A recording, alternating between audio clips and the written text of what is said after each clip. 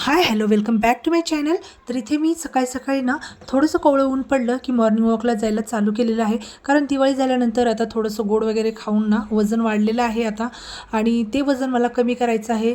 आणि मॉर्निंग वॉकचे ना चालण्याचे भरपूर असे फायदे आहेत. ज्यांचं एक्स्ट्राचं वजन वाढलेलं आहे ते वजन कमी व्हायला सगळ्यात महत्त्वाची गोष्ट म्हणजे कमी व्हायला मदत होते. म्हणून रोज चालायला जायलाच पाहिजे. आणि त्यानंतर एक 15 मिनटं ते अर्धा तास आपण व्यायामसुद्धा हलका फुलका करायचाच आहे.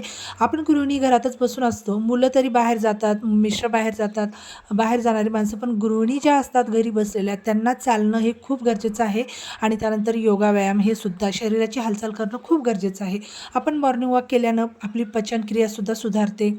त्यानंतर दिवसभर ताजंतवानं ऊर्जावान वाटतं आपल्याला ना, फ्रेश वाटत असतं. आपले स्नायू बळकट होतात व्यायामाने. ताणतणाव, नैराश्य, चिंता हे सुद्धा दूर होण्यास मदत होते व्यायामाने आणि सकाळच्या मॉर्निंग वॉकने. आणि सगळ्यात महत्त्वाचं, रात्रीची झोप शांत लागते. तर व्हिडिओ आवडल्यास लाईक, शेअर, सबस्क्राईब करा.